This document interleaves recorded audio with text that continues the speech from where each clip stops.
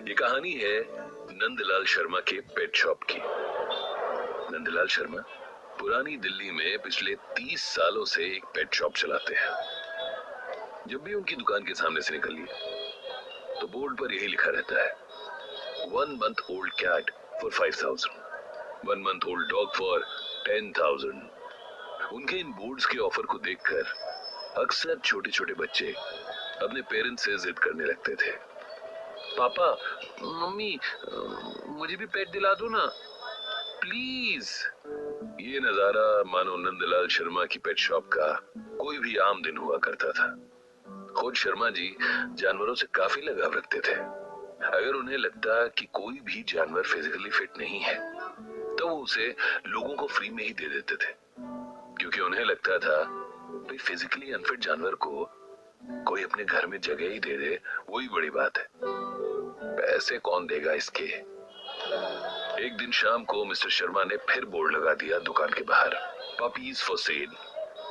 अगले ही दिन बोर्ड देख के एक 8 साल का छोटा सा बच्चा शर्मा जी की दुकान पर आ जाता है और आकर क्या कहने वाला होगा।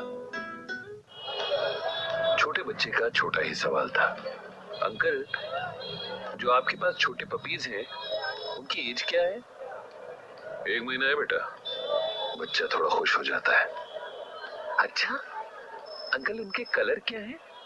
शर्मा जी बच्चे के मासूम सवाल पर हंस देते हैं, क्योंकि उन्हें पता है कि बेशक इन सब चीजों का हमें फर्क नहीं पड़ता पर छोटे बच्चों को पड़ता है। वो याद है ना, बचपन में हमें हर चीज अपने फेवरेट कलर में लेनी होती थी, वो चाहे शर्ट हो, चाहे पैंट, चाहे जूते, स्कूल बैग, कुछ भी। तो शर्मा जी का सीधा जवाब था, बेटे 2 व्हाइट है 1 ब्लैक है। वाह अंकल, बेटा कोई है साथ में, अकेले आए हो? नहीं अंकल मैं तो अकेले आया हूँ, मुझे लेना है ना पपी तो मैं डिसाइड करूंगा मुझे कैसे चाहिए और उसको मैं खुद घर लेके जाऊंगा। बच्चे के जवाब को सुनकर शर्मा जी के मन में पहला सवाल, इसके पास पैसे होंगे, इसे देखने आया है। वैसे अंकल एक पपी के कितने रुपीस होंगे? सवाल के बदले में जवाब नहीं, शर्मा जी के मन में एक और सवाल आया, बेटा वैसे तो 8,000 है पर तुम अच्छे लगे हमको इसलिए तुम्हें 7,000 में दे देंगे। बच्चा खुश होकर, ओके अंकल। अंकल पपी दिखा दो तो। बेटा उसको तो अभी मेरी वाइफ डॉक्टर के पास लेके गई है रूटीन चेकअप के लिए, थोड़ी देर में लेकर आ जाएगी। वो छोटा सा बच्चा मन ही मन अपना खुद का पपी होने की खुशी में साइड में रखे सोफे पर बैठ जाता है और उसके आने का वेट करने लग जाता है। शर्मा जी भी खाली थे, बच्चे को भी बैठा देखा तो फ्रिज से कोल्ड ड्रिंक निकालकर उसे देते हुए पूछा, नाम क्या है तुम्हारा? Thank you uncle. अंकल मेरा नाम आशीष है। वैसे आशीष एक बात बताओ, बेटा पैसे कितने हैं तुम्हारे पास? आंखें झुकाते हुए आशीष ने जवाब दिया, अंकल 1,000 रुपीस। पर अंकल मैं आपको पूरे पैसे दे दूंगा, पूरे। प्लीज मुझे डॉगी दे दो ना, मैं धीरे धीरे आपके सारे पैसे दे दूंगा। है सिर्फ 1,000 रुपए और पपी की कीमत 8,000। तो क्या आशीष को उसका पपी मिला? देखो ऐसा है आशीष बेटा, मैं तुम्हारी फीलिंग तो समझता हूँ बट ऐसे दुकानदारी नहीं चलती बच्चे। 500,000 की बात होती तो मैं सोच भी लेता, पर तुम्हारे पास तो सिर्फ 1,000 रुपए ही है, ऐसे तो नहीं हो पाएगा यार। आशीष उदास होकर सर झुका लेता है। शर्मा जी को आशीष का मासूम और उदास चेहरा देखकर जाने क्या आता है मन में। अरे बेटा उदास मत हो, अब अगर तुम बताओ मैं तुम्हें पपी दे दूंगा तो तुम पैसे कैसे दोगे बाकी के? अंकल मैं हर महीने आपको थोड़े थोड़े करके दे दूंगा जब तक पूरा नहीं हो जाता। अच्छा चलो देखते हैं। तो ठीक है अंकल, सारे पपीज को दिखाओ मुझे, मैं सिलेक्ट करूंगा अपना फेवरेट। इतने में शर्मा जी की मिसेज पेट शॉप में 5 छोटे पपीज के साथ अंदर आती। हाँ भाई अनमोल, कौन सा चाहिए?